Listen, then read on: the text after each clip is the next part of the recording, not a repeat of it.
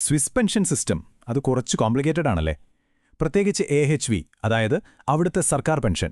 പക്ഷേ പേടിക്കണ്ട, ഇന്ന് നമ്മൾ ഈ കണക്കുകളൊക്കെ ഒന്ന് സിമ്പിളാക്കാൻ പോവുകയാണ്. അതിനായി നമ്മൾ ഒരു ഇൻട്രസ്റ്റിംഗ് ചോദ്യമാണ് ഉപയോഗിക്കുന്നത്.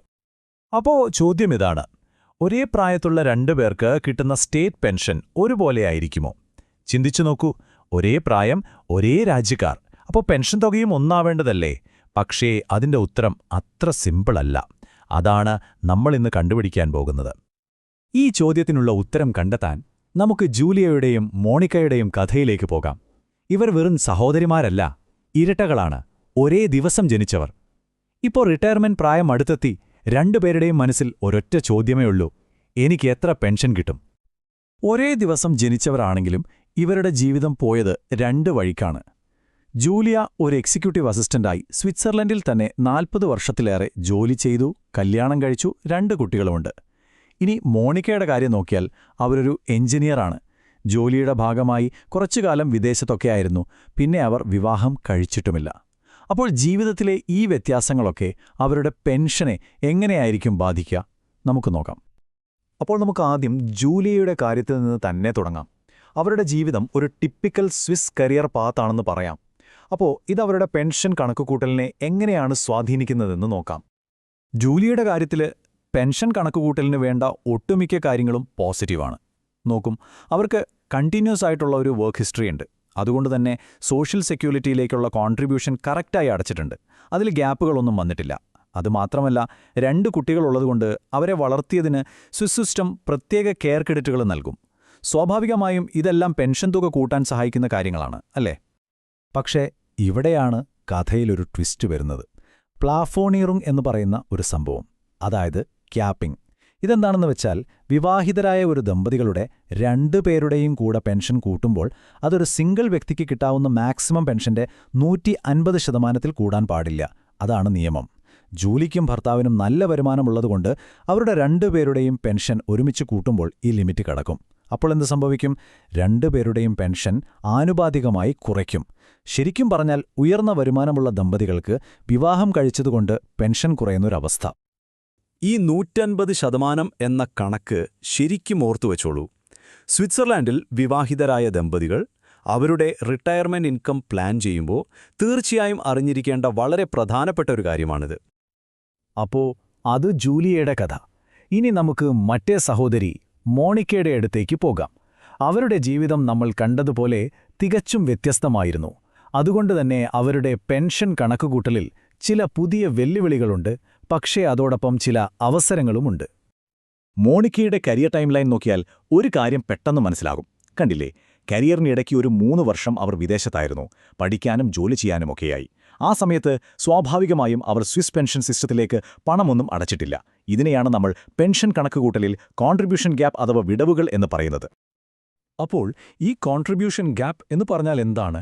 നിങ്ങൾ സ്വിസ് സോഷ്യൽ സെക്യൂരിറ്റിയിലേക്ക് പണം അടയ്ക്കാതിരുന്ന വർഷങ്ങൾ, അത്രയുള്ളൂ. ഇതിന്റെ ഫലം വളരെ നേരിട്ടുള്ളതാണ്. നിങ്ങളുടെ ഫൈനൽ പെൻഷൻ തുക കുറയും. അപ്പോൾ മോണിക്ക ഇപ്പോൾ നേരിടുന്ന പ്രധാന വെല്ലുവിളി ഇതാണ്. പക്ഷേ മോണിക്കയുടെ മുന്നിൽ വഴികളൊന്നും അടഞ്ഞിട്ടില്ല കേട്ടോ.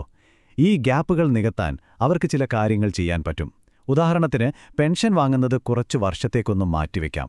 അപ്പോൾ പിന്നീട് കിട്ടുന്ന തുക കൂടും. അല്ലെങ്കിൽ 65 വയസ്സ് കഴിഞ്ഞും ജോലി തുടർന്ന് ആ വരുമാനം ഉപയോഗിച്ച് പഴയ ഗ്യാപ്പുകൾ ഫിൽ ചെയ്യാം. ഇതിലെ ഏറ്റവും നല്ലൊരു ഓപ്ഷൻ എന്താണെന്ന് വെച്ചാൽ, റിട്ടയർമെന്റ് പ്രായം കഴിഞ്ഞും ജോലി ചെയ്ത് ആ വരുമാനം കൊണ്ട് പഴയ വിടവുകൾ നികത്താൻ പറ്റും എന്നുള്ളതാണ്. തീർച്ചയായും അതിന് ചില കണ്ടീഷൻസൊക്കെ ഉണ്ട്. എന്നാലും മോണിക്കയെപ്പോലുള്ള ഒരാൾക്ക് അവരുടെ പെൻഷൻ തുക കൂട്ടാൻ കിട്ടുന്ന ഒരു സുവർണ അവസരം തന്നെയാണിത്. ഇത് ചെയ്ത ശേഷം ഒറ്റത്തവണ ഒരു അപേക്ഷ കൊടുത്താൽ അവരുടെ പെൻഷൻ റീകാൽക്കുലേറ്റ് ചെയ്യും. ഇനി ഈ 2 സഹോദരിമാർക്കും ഒരുപോലെ ഗുണം ചെയ്യുന്ന ഒരു പുതിയ കാര്യമുണ്ട്. അടുത്തിടെ സ്വിറ്റ്സർലൻഡിൽ വന്ന AHV പരിഷ്കാരങ്ങളുടെ ഭാഗമായി ഒരു പ്രത്യേക തലമുറയിൽപ്പെട്ട സ്ത്രീകൾക്ക് ഒരു എക്സ്ട്രാ ബെനിഫിറ്റ് കിട്ടുന്നുണ്ട്. ഇവരുടെ ജനനവർഷം വെച്ച് നോക്കുമ്പോൾ ജൂലിയയും മോണിക്കയും ഈ പരിവർത്തന തലമുറ അഥവാ ട്രാൻസിഷൻ ജനറേഷൻ എന്ന കാറ്റഗറിയിൽ വരും. ഇത് ഒരു പ്രത്യേക കാലഘട്ടത്തിൽ ജനിച്ച സ്ത്രീകൾക്ക് കിട്ടുന്ന ഒരു പ്രത്യേക ആനുകൂല്യമാണ്.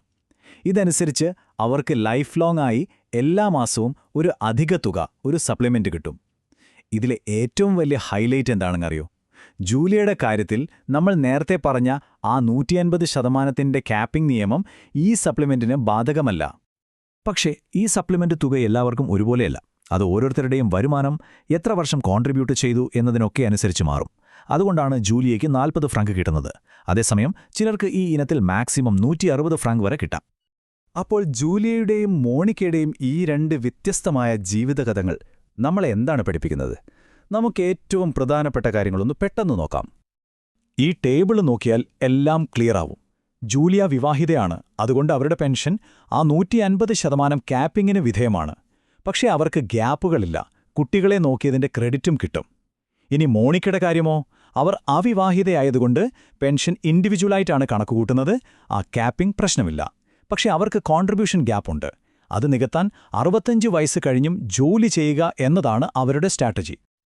അപ്പോൾ എന്താണ് ഇതിൽ നിന്നുള്ള ഏറ്റവും പ്രധാനപ്പെട്ട പാഠം? വളരെ സിമ്പിളാണ്.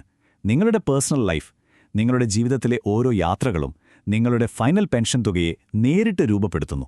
നിങ്ങൾ വിവാഹം കഴിക്കുന്നുണ്ടോ, കുട്ടികളുണ്ടോ, കരിയറിൽ ബ്രേക്ക് എടുക്കുന്നുണ്ടോ, ഏത് രാജ്യത്ത് ജോലി ചെയ്യുന്നു, ഇതെല്ലാം നിങ്ങളുടെ പെൻഷനെ ബാധിക്കും.